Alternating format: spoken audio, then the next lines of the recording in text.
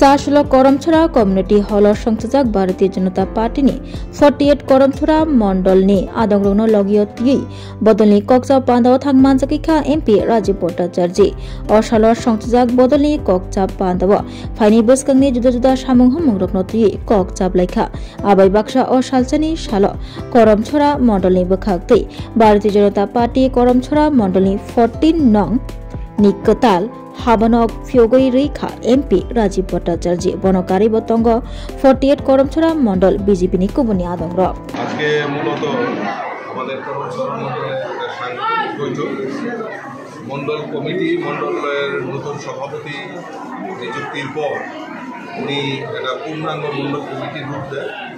তো তারপর থেকে এখানে সাংগঠনিক শক্তি বৃদ্ধির লক্ষ্যে বিভিন্ন কর্মসূচি বাস্তবায়ন করা হচ্ছে।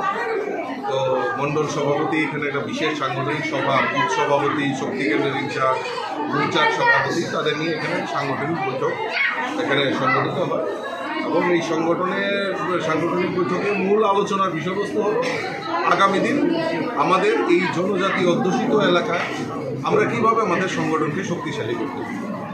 কারণ বিগত দিনে আমাদের এই রাজ্যের জনজাতি বিকাশের জন্য কোনো সরকারই সেরকম কোনো ফলপ্রসূ ভূমিকা নেয়নি।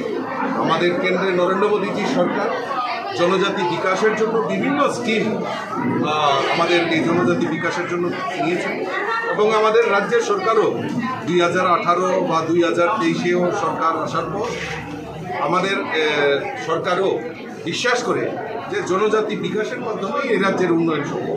তাই জনজাতি প্রকল্পের জন্য বিভিন্ন শিক্ষা, স্বাস্থ্য, রাস্তা, পানীয় জল সমস্ত কিছু প্রায়োরিটি বেস যাতে জনজাতি এলাকায় কাজ করে তার জন্য সেই লক্ষ্যমাত্রা রেখে আমাদের সরকার কাজ করছে। আর সেইটাকেই হাতিয়ার করে আমরা আমাদের সংগঠনকে শক্তিশালী করা এবং এই সংগঠনকে আগামী দিন আরও মজবুত করা যাতে করমছড়া মণ্ডলে এবং সারা ত্রিপুরা রাজ্যের মধ্যে করমছড়া মণ্ডল যাতে একটা বড় শক্তিশালী সংগঠন নির্মাণ।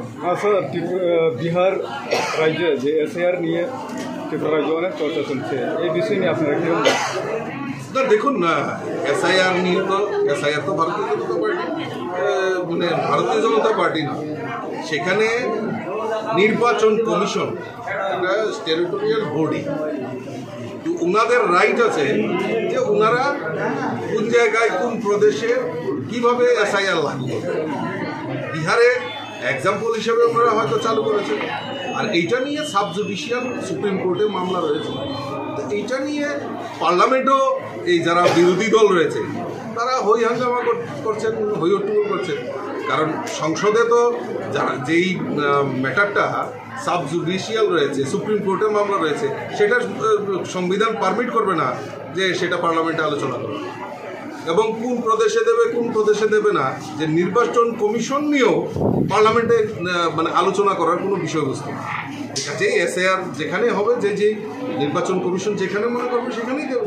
আপনার পার্টি থেকে কোনো বিরোধ নেই? না, আমাদের কোনো বিরোধ নেই। স্যার, রাজ্যের জন্য কত পার্সেন্ট আর্থিক বাড়ানো করা হয়েছে এবছর?